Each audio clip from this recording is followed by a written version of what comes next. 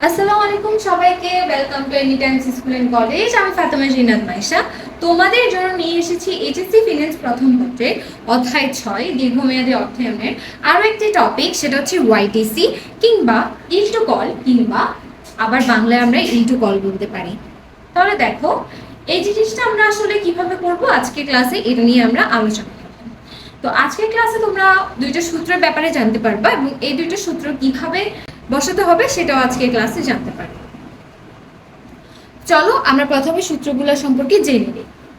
এর আগে আমি ওয়াইটিএম, তারপর হচ্ছে এর আগে বন্ড নির্ণয়ের যে পদ্ধতিগুলো আছে বর্তমান মূল্য নির্ণয়ের, তো সেগুলো আমি দেখিয়ে দিয়েছি। তোমরা যারা এখনই দেখোনি অবশ্যই গিয়ে চ্যানেলে দেখে আসো, সেই ভিডিওগুলো আপলোড করা আছে। এছাড়া আমার চ্যানেলকে এখনো যারা সাবস্ক্রাইব করেনি, please subscribe to my channel. তো চলো ফার্স্ট আমি দেখাই দিই যে ওয়াইটিসি। এখন আসো, ওয়াইটিসিটার অনেক ধরনের নাম আছে, ওয়াইটিসি, ইল টু কল, ঠিক আছে।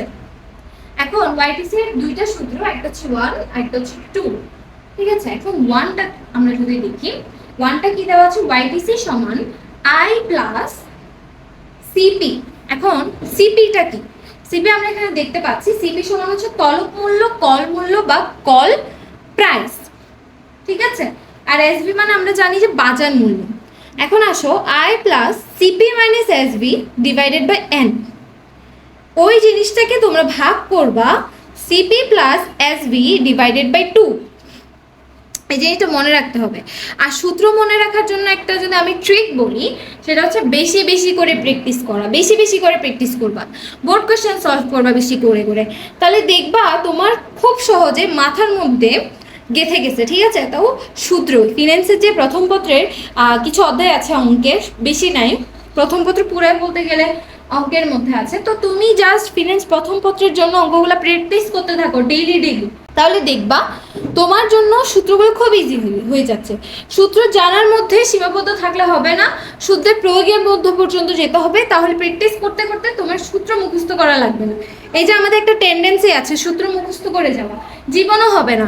তুমি কোথাও না কোথাও এক্সামে যে আটকা পড়বা, কেন? কারণ তুমি এটাকে প্রয়োগই করা শিখো নাই, প্র্যাকটিক্যালি করা শিখো নাই, জাস্ট সূত্র মুখস্থ করে গিয়েছো।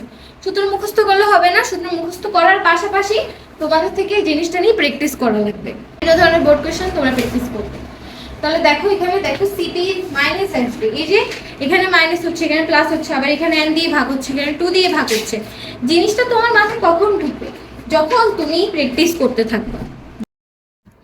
এরপর হচ্ছে আমরা 2 নম্বর সূত্রটা দেখব। 2 নম্বর সূত্রটা দেখো, অথবা এফসি কিংবা উত্তরণবে দেওয়া থাকলে আমাদের 2 নম্বর সূত্রটা হবে। 2 নম্বর সূত্রটা কি? ওয়াইটিসি সমান I plus CP minus NSV divided by N, আবার CP plus NSV divided by 2 into 100।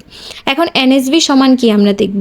NSV সমান এসভি মাইনাস এফসি, আমি ফার্স্টে উল্টে লিখে ফেলেছিলাম, এখন হচ্ছে এসভি মাইনাস এফসি। এখন এফসি মান 10ও হতে পারে, ওই যে বাজার মূল্য থেকে তুমি 10 বাদ দিয়ে এনএসভির মান বের করবা, তাহলে এটাই হয়ে যাবে এনএসভি। এনএসভি জাস্ট এসভির স্থলে এনএসভি লিখে দিলে হবে, অর্থাৎ ফার্স্ট যে সূত্র সেটা হচ্ছে এসভি দিয়ে, আর যদি উত্তরণ থাকে তাহলে আমরা এনএসভি দিয়ে করব। এখন আসলে একটা নোট দেখি আমরা। নোটে আমাদেরকে বলা হয়েছে ওয়াইটিসি নির্ণয়ের সময় প্রাপ্ত 2টি মেয়াদকাল থাকলে তার মধ্যে কম মেয়াদকাল দ্বারা কি হবে, ওয়াইটিসি নির্ণয় করতে হবে। অর্থাৎ প্রশ্নে যখন 2টা মেয়াদকাল থাকবে তুমি জাস্ট মেয়াদকাল ছোটটা নিবে, অর্থাৎ এন একটা দেওয়া থাকবে, সিপি একটা দেওয়া থাকবে, তাইলে তুমি যেটা নিবে সেটা হচ্ছে ছোট বা কমটা, ওইটা দিয়েই তুমি কি করবা, ওয়াইটিসি নির্ণয় করবা।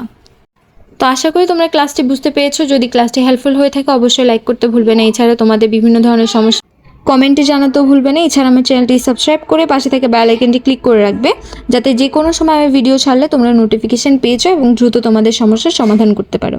আল্লাহ হাফিজ, আসসালামু আলাইকুম সবাইকে।